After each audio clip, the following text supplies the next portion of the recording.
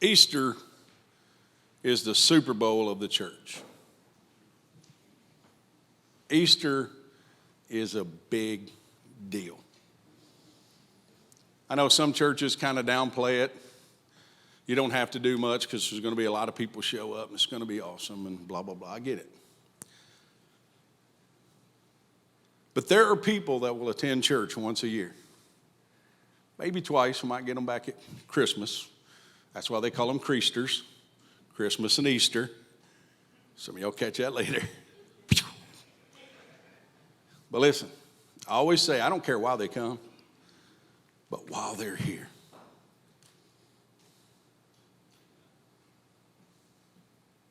Easter is a big deal. One shot Sunday. To hopefully spark something in them to make them feel loved by God's people. And maybe want to be here more often than just once or twice a year. So when we're signing up and we're parking cars and we're handing out coffee and we're watching babies, we're doing that to earn the right to tell someone there's a God who loves you. He's got a plan for your life.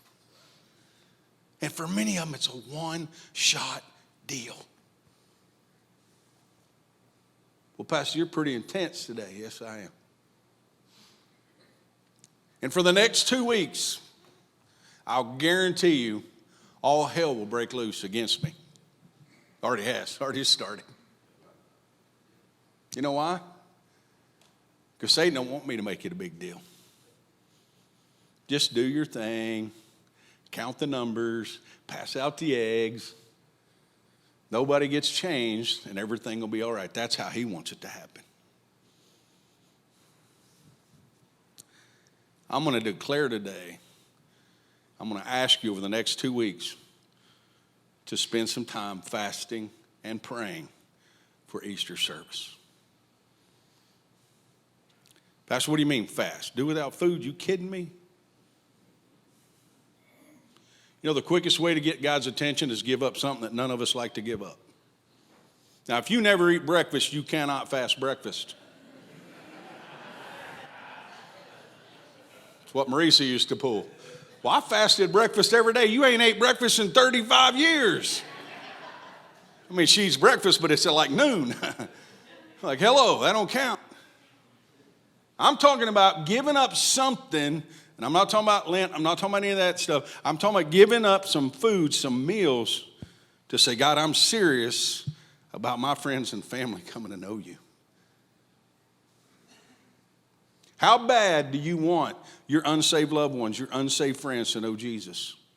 What are you willing to give up for them? What are you willing to do without?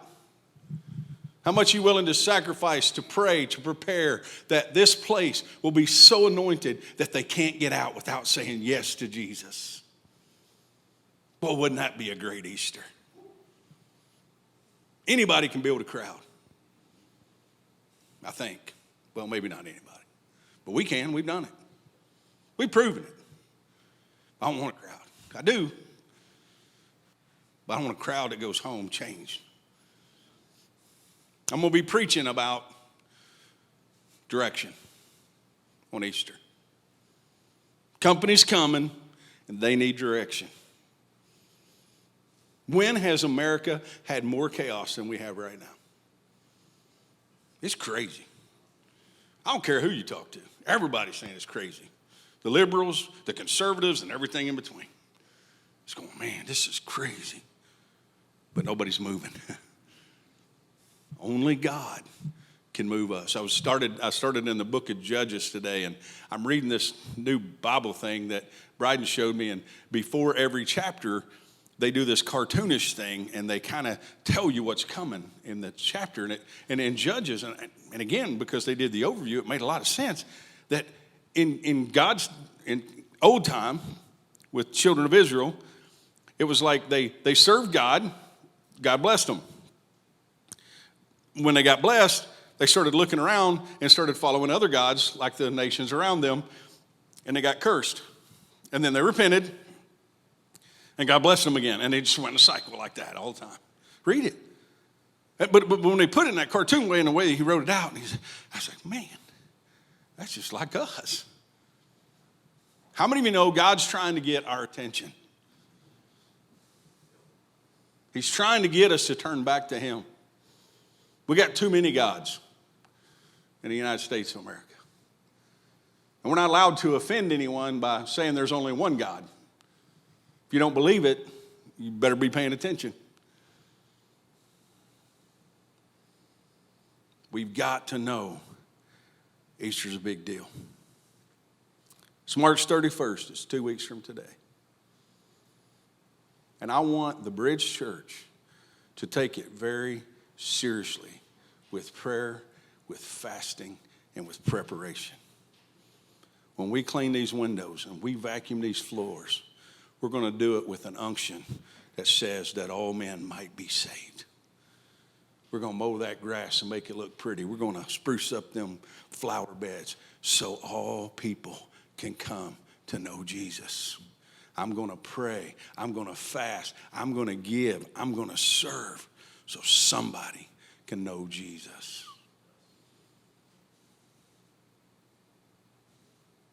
Y'all out there?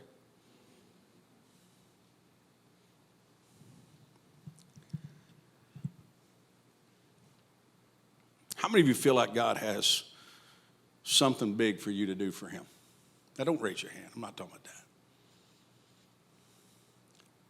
We just sang a song a couple of minutes ago that he not only was a healer, he's still a healer. A deliverer, still a deliverer. But how many of you know God put dreams and goals and thoughts in you for you to accomplish for him? They don't go away. You can stuff them. You can reject them. You can push it to the side, but it won't go away. People say all the time, how does a kid at 9 years old know God called him to be a pastor? I don't know. It just never went away. 9 years old at a church camp, praying. God gave me a vision of lost people going to hell and said, if you don't speak up, these people are going to be lost without Jesus. And he showed me three faces of three of my closest friends. One was my father, who is now in heaven. The other two, the verdict's still out. All these years later. And I still see the vision. And it still burns in my heart. Some of you, at one time, you had a thought, a hint. God wants to do something big with me. But you stuffed it. You've rejected it. But it won't go away. I don't want to hear that today. Now I'm feeling guilty. You should. Why? Because God hasn't changed. And he can still use you. But Pastor, there's a lot of water on the bridge. Look at all the bad things I've done. Look, I rejected it so long. How could he ever do it now? Because he put it in you and it doesn't go away. And you will never be fulfilled until you start trying to fulfill the call and the will of God on your life. And most of you are doing it. See, some of you that got really ooky spooky really fast. Ooh, I'm going to have to be a pastor? No, you'd never like to get to do this job. This is the best job ever. You're going to have to do something hard. Was I being a little sarcastic there? Maybe just a little bit. Listen to me. No, listen. Most of you, it's about being the best version of you in the situation you are already in. I hear people say all the time, well, if I wasn't married to him, I could do some real great things for God. Well, you better do great things for God in your present situation. Don't wait for a better one. The time is now. Did you know there's people that only you can reach for Jesus Christ? They won't listen to me because I'm a preacher. That's why I tell you when you introduce me to your friends and family at your gatherings, do not introduce me as your pastor. Whew. The wall goes up and they turn on their religious jargon and tell me all the reasons they hate God in the church or all the reasons that they should probably go. And either way, it's like, I don't need that. Just let me be a guy. And then after the end of the night, somebody says something and they go, that guy was a preacher? Now, some of y'all think that's not a compliment. To me, it is. I just want to be a guy. Earn the right to tell them there's a God who loves them, has a plan for their life. And not from a pastoral experience. Listen to me. Folks, there are people only you can reach. I'll never get to talk to them. Well, I'll bring them to church and it's up to you, Pastor. Sounds right. How many of you were saved at an altar at a church? You gave your life to Christ at a church service. How many of you raise your hand? Okay, several. How many of you is outside of church? Home, car, with a friend. Look at that, folks. Don't limit it to here.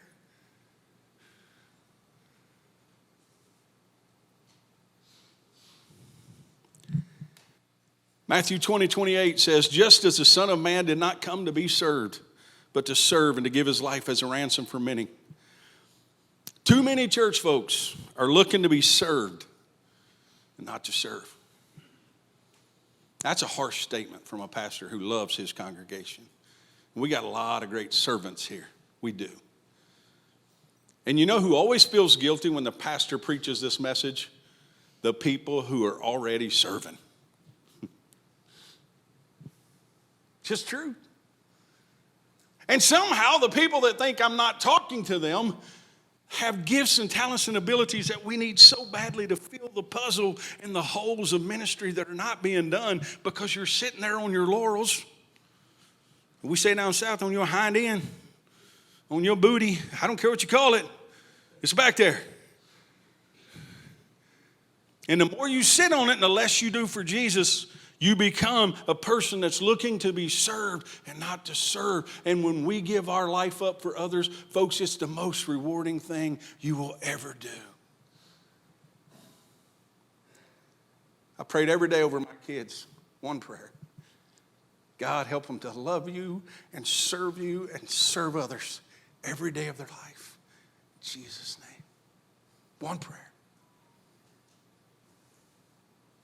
Because I know this, if they know how to serve others, God will bless their lives.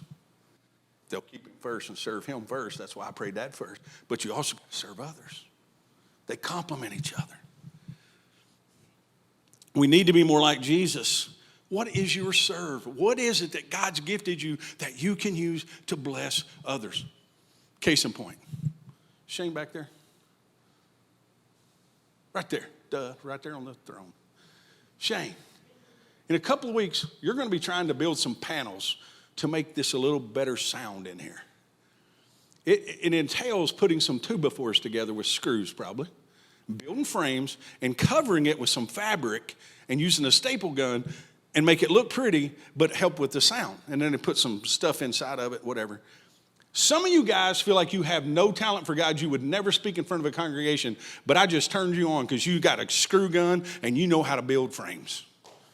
See what I'm saying? And people say, well, that's serving God. Yeah, unplugging toilets is too. You know how to use a plunger? We've had some problems around here lately. You guys not use the bathroom at home? Or I don't know. Terrible. What am I saying? God, shut me up. Listen. What's your serve? What do you got that God wants to use to bless others outside the church? Folks, instead of griping about your yard or your neighbor next door's yard being too tall, why don't you just mow it for him every once in a while? I love to mow grass. I'm the idiot that drives sometimes through neighborhoods and I see tall grass, I get out and mow it and I put my mower back on the truck, I get in my truck and I leave and I don't ask for a dime. I'm not trying to be super spiritual. I just like to mow grass, and it's one way I can serve others. I can't cut hair. I mean, I can. John, I better work on you, buddy. You, Chris. That's the guys I need to be cutting their hair, right? Listen, I can't cut hair, but I can cut grass. What's your serve? What are you going to do? You got those people you're trying to win to Jesus. When's the last time you served them without expectation of anything in return? And sometimes when you bless somebody, and Jerry Colley's back there, he works in the body shop at Tom Hall's, and he had a guy that he had to keep fixing cars because he kept messing them up. And he literally said to him, I'm going to do this, but you're coming to church with me. Guy goes, sure. He's fixing his car. He came to church. And he had to come again because he busted up another car. I guess he hadn't been busting up cars lately, Jerry. He's getting better at driving. I don't know. But I thought, wow, what a cool idea. I had a mom tell me one time, you ain't coming to Christmas dinner if you don't come to Christmas church. Some of you moms need to say, you ain't coming to Sunday dinner if you don't come to church. It's amazing how food motivates anybody. I used to say men, anybody. Come on, ladies. We all like to eat. Matthew 9:35. Jesus went through all the towns and villages.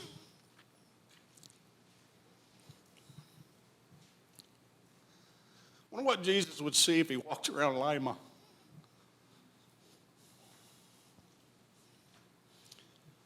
The hurt, pain, loss, division. Teaching in their synagogues, proclaiming the good news of the kingdom, and healing every disease and sickness. When he saw the crowds, he had compassion on them because they were harassed and helpless like sheep without a shepherd.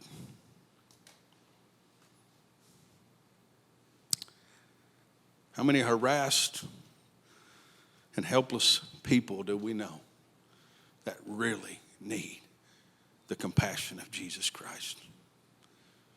Sometimes I talk about being Jesus with skin on. I pray to Jesus. I talk to Jesus. I know Jesus is with me. But sometimes I need to hug Jesus. That's where Tug comes in. And Brian. And Chris. And John. Some of you guys, I never see you, but you don't hug me. You know, it's a crazy thing, and Rose and Paul, I think you'd understand. When I used to work with them Allen East football players, I never see them to this day that them boys don't hug me.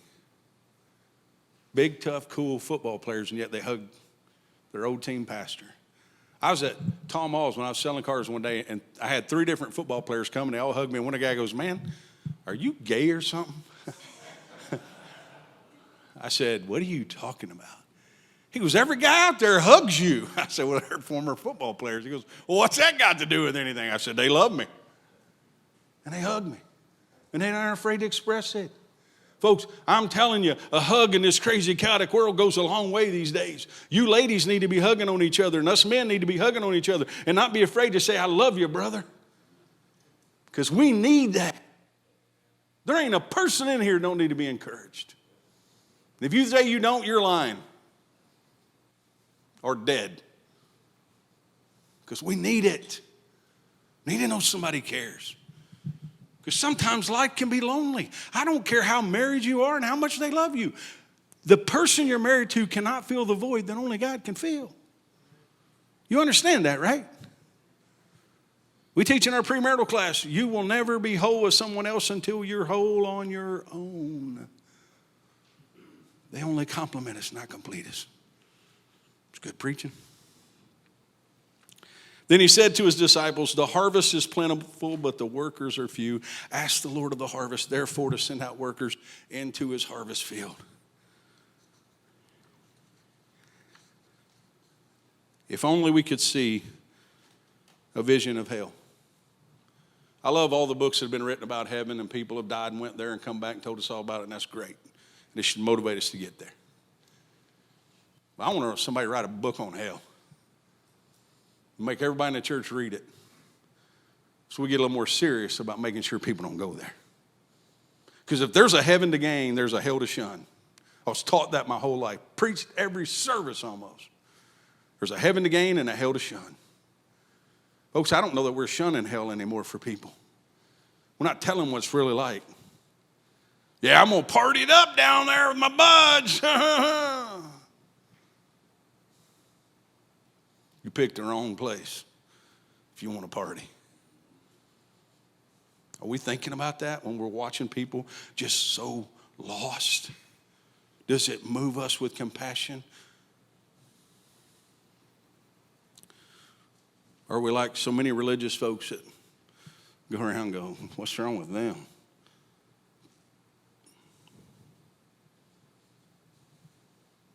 They're lost. They're the same place you were when Jesus found you. Now, they may be more lost because Jesus found you earlier, but where would you be without Jesus?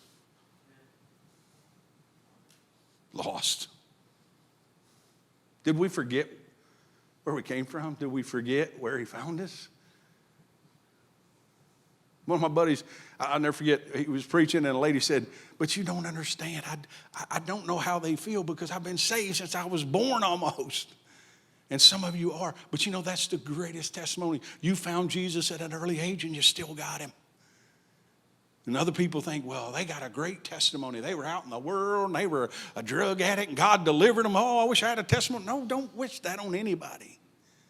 Just find Jesus and stop the rest. But what do we see when we walk around our workplace? What do we see when we walk around an activity in Lima? What do we see when we see certain groups of people doing crazy stuff? Does it move us with compassion to say, they need direction? You know, I don't know if you guys really are paying attention. How many commercials are talking about mental health issues in Ohio? Does anybody else see that? Like all day, every day. And there are people in our building today wrestling with mental health issues. And I'm glad for the awareness. I really am. Because the church has done a horrible job helping people with mental illness. We just say pray and it'll be okay. And for some, it's like having cancer. It'd be like saying, hey, I know you have cancer and they have treatment, but we prayed you don't need treatment. That'd be stupid. Same way with somebody with mental health issues. So church, be careful how you respond. I think we need to have those commercials in church every once in a while. Because it's real. But a person struggling with mental health issues can't see how God can fix it any more than a person wrestling with cancer sees how God can fix it. Are we there for them? Are we supporting them, loving them, helping them? Or does everybody have to be just like us before we can accept and love and show compassion?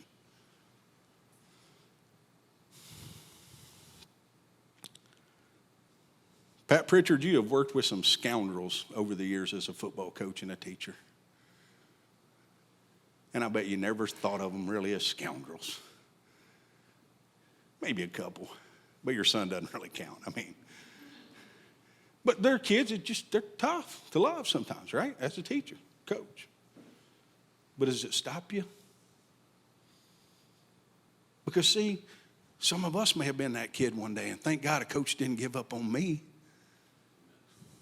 People ask me all the time, why you love coaches so much? Because he was one guy that never quit loving me. And so I'm paying it forward to all the coaches I get to work with all the time because I know where I was, and that coach never gave up on me. And I was a jerk. I was a scoundrel. Do we care for those who still don't have a relationship with Jesus Christ? Do we care enough to reach out to them? Do we care enough to pray for the compassion needed to reach them? Pray for workers and then become a worker. There's a job for everyone at the bridge. And some of it will be outside the bridge, but there's something for all of us to do where we can serve and we can use our gifts, talents, and abilities that all men might be saved. I was going to read Romans 12, 3-8, but I'm just going to leave it there. Talking about all the gifts, but we need to use them. Let me just say this. It's not a time to be too humble. There's a time when you use your gift, talents, abilities, you need to step up. And you need to say to Lori, Pastor Mark, myself, Shane, whoever, Bryden, who runs all the media stuff, hey, I need to use my gift. I need to help. I got to get ready. I've been sitting. I've been soaking. I've been growing, whatever. But I got to become a worker. What can I do? And when everybody asks that question, it'll be an amazing thing what we can do for God together. And you know who will get the credit? Jesus. Because people will look at this motley crew of us and go, how did God do that with them? Well, it must have been God. I don't know about you, but I'm okay with that. I need to take all of you to Hector. You would really realize the miracle that my life is. I mean, the fact that I got out. You need to go there. If you've never been there, you need to go to Hector. I'm just saying. Man.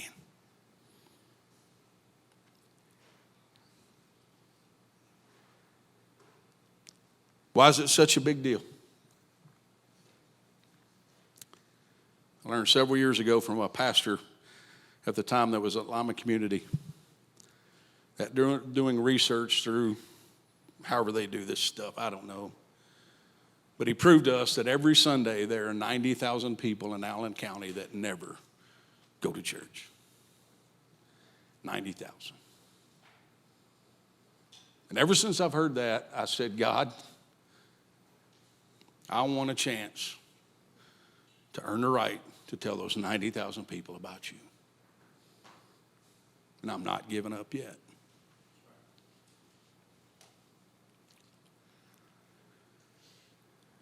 When I was in Bible college, Glenn Berteau was our youth pastor.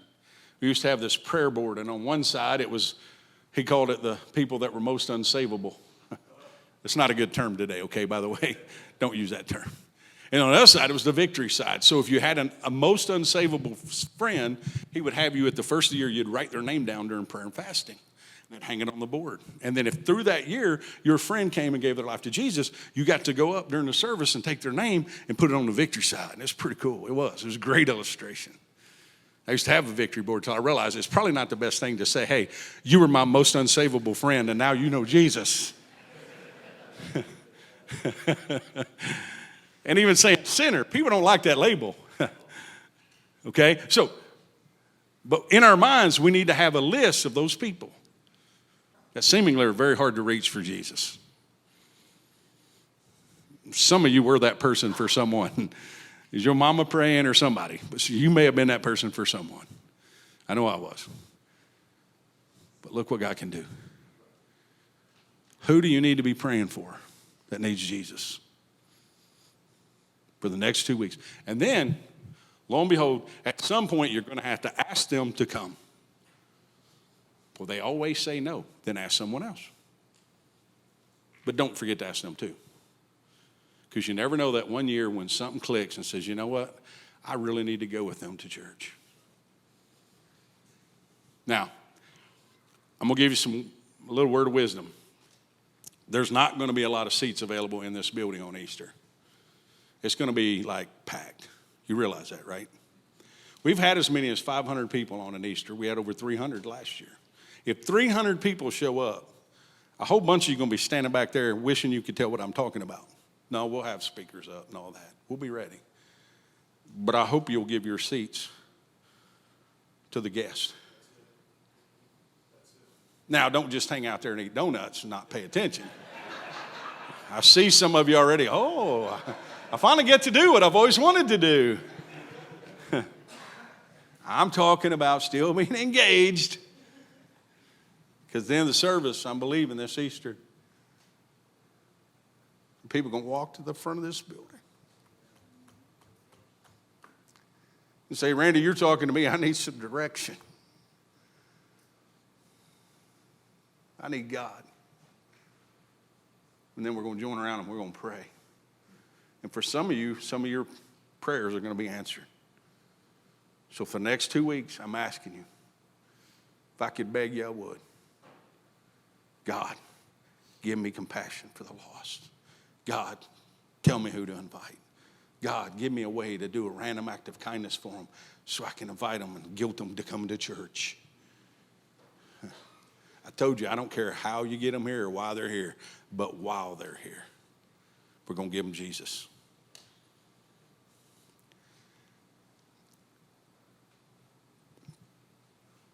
Dad passed in October 2 years ago. Y'all know that, almost 2 years ago.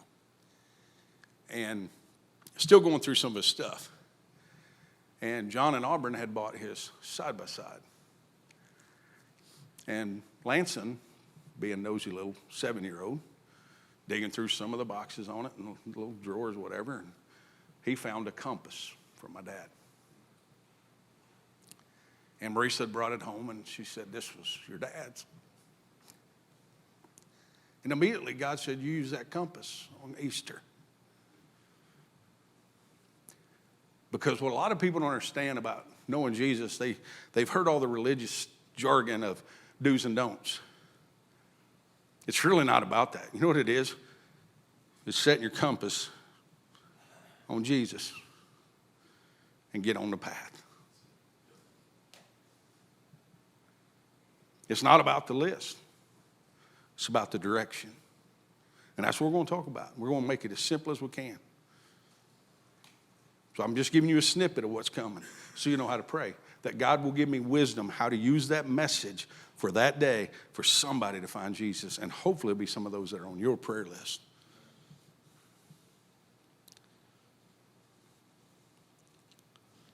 My heart's heavy today. As I was with some of my unsaved family this week. I have one cousin I haven't seen probably 15 years. And he's had a rough life. By his own admissions, made a lot of bad choices.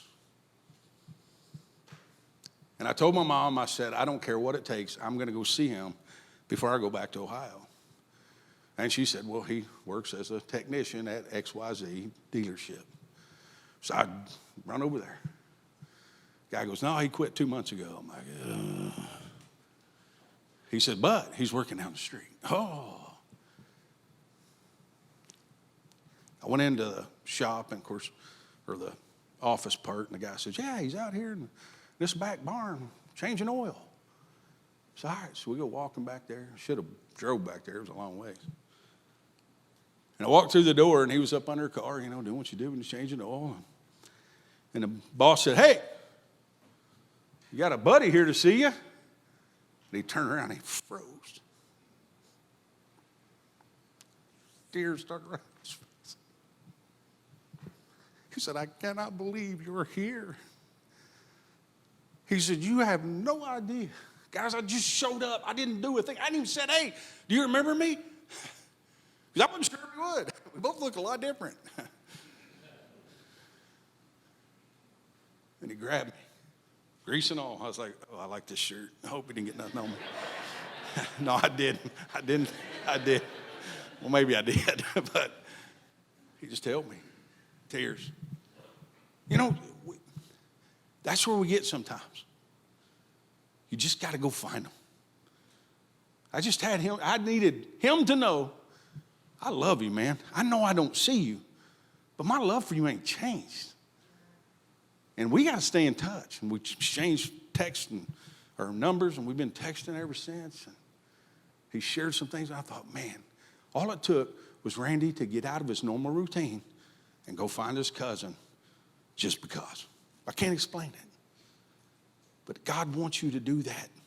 I can tell you that it motivated me to make sure I'm not avoidant of my cousins that don't know Jesus and just hang out with the ones that do when I go home. Because there's fellowship amongst the Christians, so they get together a lot. But the people that don't fit in, they rarely come. That's why I've never seen him. So I left the crowd, and I went and found my cousin. And I'm so glad I did.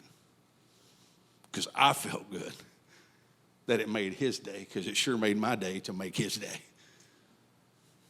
I love you. I want us to get this right. People are lost. I want Jesus to walk around Lima Land the next couple weeks, using us to do it, praying over our community. It's finally getting nice. Walk around the neighborhood and pray over it. If you got a mean neighbor, pray extra. Stand there for a couple extra minutes and just pray out loud. And God, you know he's a heathen. You know he needs you. Now he knows. You know? Well, that's crazy.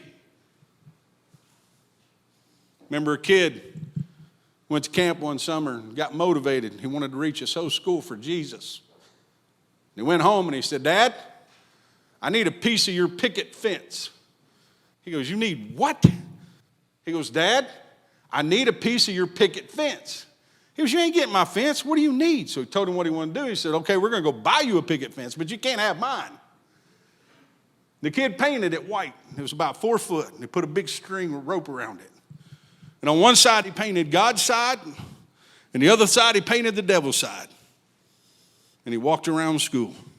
Never said a word. Carrying his picket fence. And out here was the devil's side, and over here with him was God's side.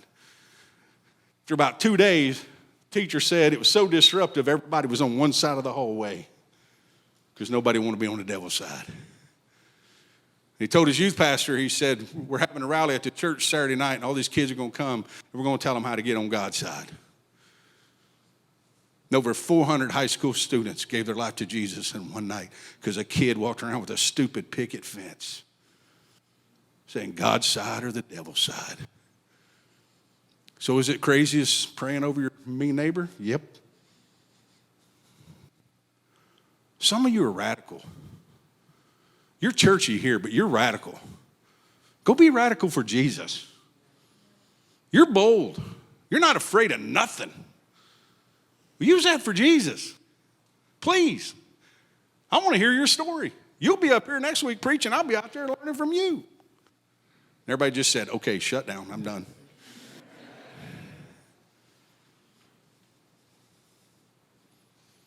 That crazy idea that's been looming may not be so crazy. Turning your barn into a youth place for kids to know Jesus. Kind of crazy, isn't it? Pretty awesome too, ain't it? And if only one, Mr. Taviano, Miss Taviano, if only one comes to Jesus, it'll be the nicest barn in Allen County. And if you don't know, they're having youth services in their barn, inviting kids from all kinds of, just to come. That's pretty cool. I love you. I want us to get this right because it's our loved ones that depend on it. Shane is going to come. They're going to sing. And I'm imploring you to find a place and say, Jesus, help me to have more compassion for lost people. Help me to find my place to serve you. Help me to be creative in my ask and invite people to come. Be a part of what God's doing. Would you do that today before you leave? I'm not going to come back up and say much more unless God tells me to. Or tell Mark, I don't know. But we need to be moved with compassion for the lost people around us. Would you pray for that today?